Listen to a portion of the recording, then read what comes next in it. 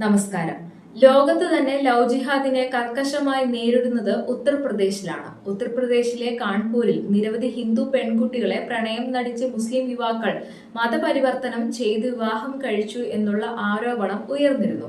ഇതൊരു വൻ ഭീഷണിയായി മാറിയപ്പോൾ യോഗി സർക്കാരിന്റെ നേതൃത്വത്തിൽ കാൺപൂർ പോലീസ് ഒരു പ്രത്യേക അന്വേഷണ സംഘം 2021 രൂപീകരിച്ചു. ഈ SIT ലവ് ജിഹാദ്, നിർബന്ധിത മതപരിവർത്തനം എന്നീ ആരോപണങ്ങൾ അന്വേഷിച്ചു. ഉത്തർപ്രദേശിലെ മാധ്യമങ്ങൾ റിപ്പോർട്ട് ചെയ്തതും കാൺപൂർ ജില്ലയിലെ പോലീസ് സ്റ്റേഷനുകളിൽ രജിസ്റ്റർ ചെയ്തതുമായ 14 കേസുകൾ അന്വേഷിച്ച SIT കാൺപൂർ റേഞ്ച് IGക്ക് റിപ്പോർട്ട് സമർപ്പിച്ചു. കാൺപൂരിലെ എല്ലാ കേസുകളും SIT അന്വേഷിച്ചിട്ടില്ല. എന്നാൽ വിവാദമായ 14 കേസുകൾ മാത്രമാണ് അന്വേഷിച്ചത്. SIT റിപ്പോർട്ട് സമർപ്പിച്ച ശേഷം ഇടതുപക്ഷ മാധ്യമമായ വയർ അടക്കമുള്ള മാധ്യമങ്ങൾ 14 കേസുകളിൽ 8 എണ്ണവും പരസ്പര സമ്മതത്തോടെ ഉള്ളതാണെന്നും ലവ് ജിഹാദ് പ്രചരണം ചീറ്റിപ്പോയെന്നും പ്രചരിപ്പിച്ചുകൊണ്ട് രംഗത്തെത്തി. കാൺപൂർ പോലീസ് അന്വേഷിച്ച 14 കേസുകളിൽ ഒന്നിൽ പോലും ലവ് ജിഹാദ് കണ്ടെത്തിയിട്ടില്ലെന്ന് NDTVയും വാർത്ത കൊടുത്തു. എന്നാൽ ഈ 14 കേസുകളിൽ 11 എണ്ണത്തിലും ലവ് ജിഹാദ് ഉണ്ടെന്നും കുറ്റകൃത്യം കണ്ടെത്തിയതായും SIT സ്ഥിരീകരിച്ചിട്ടുണ്ട്. മുസ്ലിം പുരുഷന്മാർ ഹിന്ദു സ്ത്രീകളെ എങ്ങനെയാണ് കീഴ്പ്പെടുത്തുന്നതെന്നും എങ്ങനെയാണ് മതപരിവർത്തനം ചെയ്ത് വിവാഹം ചെയ്യുന്നതെന്നും ഈ റിപ്പോർട്ടുകളിൽ കൃത്യമായി പ്രതിപാദിക്കുന്നുണ്ട്. പ്രായപൂർത്തിയാകാത്ത ഹിന്ദു പെൺകുട്ടികളെ മുസ്ലിം പുരുഷന്മാർ പ്രണയിച്ച് മതം മാറ്റി വിവാഹം കഴിക്കുന്നത് പരസ്പര സമ്മതത്തോടെയുള്ള വിവാഹമാണെന്നാണ് ഇടതുപക്ഷ കപടന്മാരുടെ നിലപാട്. ഈ രാജ്യത്ത് മതം മാറാനും വിവാഹം കഴിക്കാനും പരസ്പര സമ്മതത്തോടെ ലൈംഗിക ബന്ധത്തിൽ ഏർപ്പെടാനുമുള്ള കുറഞ്ഞ പ്രായപരിധി ഒരു പെൺകുട്ടിയെ സംബന്ധിച്ച് 18 വയസ്സ് ആണെന്നുള്ള അടിസ്ഥാന നിയമം പോലും ജിഹാദി പ്രീണനം കാരണം ഇടതു ലിബറലുകൾക്ക് നഷ്ടപ്പെട്ടിരിക്കുന്നു എന്നുള്ളതാണ് വാസ്തവം. കേസ് 1. സ്ഥലം കാൺപൂരിലെ ഗോപാൽ നഗർ. 14 വയസ്സുള്ള ഹിന്ദു പെൺകുട്ടിയെ ആര്യൻ മെഹ്റോത്ര എന്ന പേരിൽ ഖാൻ എന്ന മുസ്ലിം ചെറുപ്പക്കാരൻ പ്രണയിക്കുന്നു. പെൺകുട്ടിയെ ബലാത്സംഗം ചെയ്യുന്നു. മതം മാറി ഇസ്ലാം മതം സ്വീകരിക്കാൻ നിർബന്ധിക്കുന്നു. വിസമ്മതിച്ച പെൺകുട്ടിയെ മർദ്ദിക്കുന്നു. നിലവിളിച്ച് ആളെ കൂട്ടിയാൽ പെൺകുട്ടിയെ മാത്രമല്ല പെൺകുട്ടിയുടെ മാതാപിതാക്കളെയും ഉപദ്രവിക്കുമെന്ന് ഭീഷണിപ്പെടുത്തുന്നു. സംഗതി കേസാകുന്നു. പ്രതിയുടെ കയ്യിൽ നിന്നും ഒറിജിനൽ ആധാർ കാർഡും ആര്യൻ മെഹ്റോത്ര എന്ന പേരിൽ മറ്റൊരു വ്യാജ ആധാർ കാർഡും പോലീസ് കണ്ടെടുത്തു. പോക്സോ നിയമപ്രകാരം പോലീസ് കേസെടുത്തു. കേസ് 2. സ്ഥലം കാൺപൂരിലെ നൌബസ്ത. 16 വയസ്സുള്ള ഒരു ഹിന്ദു പെൺകുട്ടിയെ മുഹമ്മദ് ഉബൈസ് എന്നൊരു മുസ്ലിം പയ്യൻ അവന്റെ സഹോദരി മഹീബ് ഹയാത്തുകാരന്റെ സഹായത്തോടെ തട്ടിക്കൊണ്ടുപോകാനും മതപരിവർത്തനം നടത്താനും ശ്രമിച്ചു. പെൺകുട്ടിയുടെ അമ്മയാണ് പെൺകുട്ടിയെ രക്ഷപ്പെടുത്തിയത്. കേസ് 3.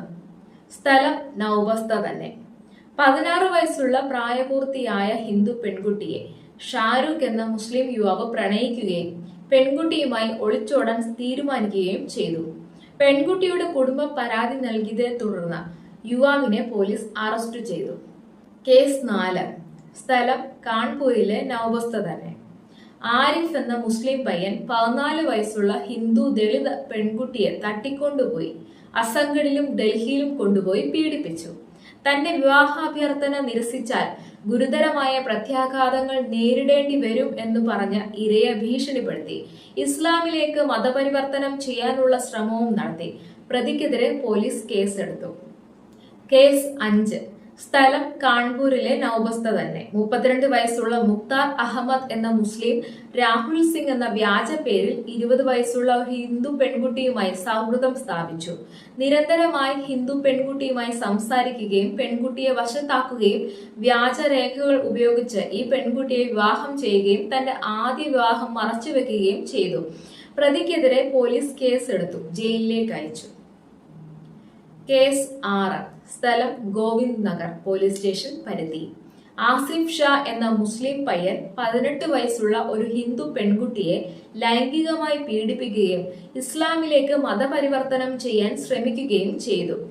ആസിഫ് ഷായും കുടുംബവും ദുർമന്ത്രവാദം നടത്തി എന്നും പെൺകുട്ടിയെ ബ്രെയിൻ വാഷ് ചെയ്തെന്നും മതം മാറാൻ ഭീഷണിപ്പെടുത്തിയെന്നും കുടുംബം പരാതി പറഞ്ഞു.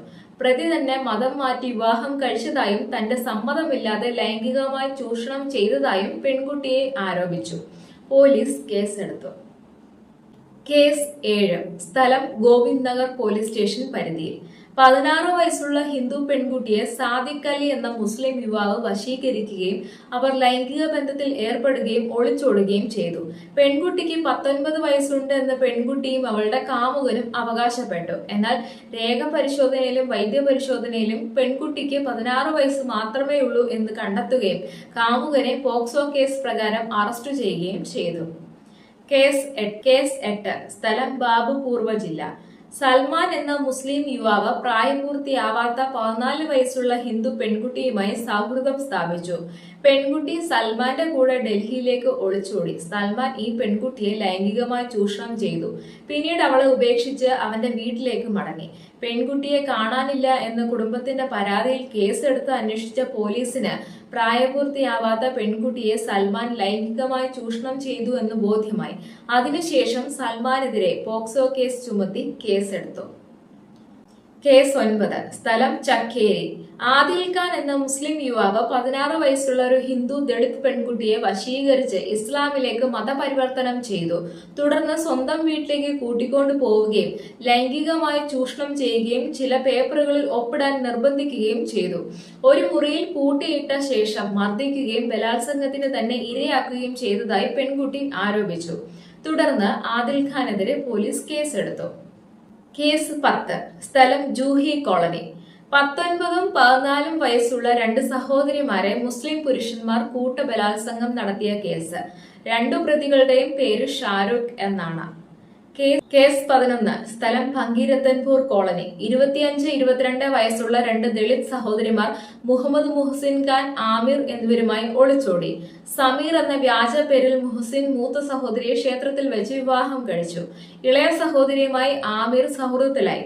പ്രതികളുടെ ചതി മനസ്സിലാക്കി പെൺകുട്ടി ആമിറായുള്ള ബന്ധം ഉപേക്ഷിച്ചു. തുടർന്ന് ഇസ്ലാമിലേക്ക് മതപരിവർത്തനം ചെയ്ത് ആമീറിനെ വിവാഹം കഴിച്ചില്ലെങ്കിൽ ഗുരുതരമായ പ്രത്യാഘാതങ്ങൾ നേരിടേണ്ടി വരുമെന്ന് അവർ പെൺകുട്ടിയെ ഭീഷണിപ്പെടുത്തി. പെൺകുട്ടിയുടെ പിതാവ് പോലീസിനെ സമീപിക്കുകയും പോലീസ് കേസെടുക്കുകയും ചെയ്തു. SIT അന്വേഷിച്ച 14 കേസുകളിൽ 11 പരാതിയിൽ കഴമ്പുണ്ടെന്ന് SIT മനസ്സിലാക്കി. ആ 11 കേസുകളാണ് മുകളിൽ പറഞ്ഞത്. ഈ 11 കേസിൽ 7 കേസുകളിലും ഇരകൾ പ്രായപൂർത്തിയാകാത്തവരാണ്. പ്രായപൂർത്തിയാകാത്ത ഈ 7 ഇരകളെ വശീകരിക്കുകയും ലൈംഗികമായി പീഡിപ്പിക്കുകയും ഇസ്ലാമിലേക്ക് നിർബന്ധിതമായി മതപരിവർത്തനം ചെയ്യാൻ ശ്രമിക്കുകയും ചെയ്തിട്ടുപോലും വയർ പോലെയുള്ള ഇടതുപക്ഷ കമ്മ്യൂണിസ്റ്റ് മാധ്യമങ്ങൾക്ക് ഇതൊക്കെ പരസ്പര സമ്മതത്തോടെയുള്ള പ്രണയവും വിവാഹവും ഒളിച്ചോട്ടവും ലൈംഗിക ബന്ധവും ഒക്കെയാണ്. ലവ് ജിഹാദ് ആരോപണം പെൺകുട്ടികളുടെ വീട്ടുകാരുടെയും സമുദായക്കാരുടെയും ഭാവനയാണെന്നാണ് സ്വയം പ്രഖ്യാപിത പുരോഗമന മതേതരവാദികളുടെ കണ്ടെത്തൽ. ഉത്തർപ്രദേശ് യോഗി ഭരിച്ചിട്ട് പോലും ഇതാണ് സ്ഥിതിയെങ്കിൽ ഭരിക്കുന്നത് യോഗിയോ BJPയോ അല്ലായിരുന്നെങ്കിൽ SP, BSP, കോൺഗ്രസ് തുടങ്ങിയ പാർട്ടികളായിരുന്നെങ്കിൽ എന്താകുമായിരുന്നു അവസ്ഥ എന്നൊന്ന് ചിന്തിച്ചു നോക്കൂ. മതം വളർത്താനും ലൈംഗിക സുഖം കണ്ടെത്താനും പണം ഉണ്ടാക്കാനും എത്ര റിസ്കും എടുക്കും എന്ന് ഒരു പ്രത്യേക സമുദായം ചിന്തിക്കുന്നത് എന്തുകൊണ്ടായിരിക്കും?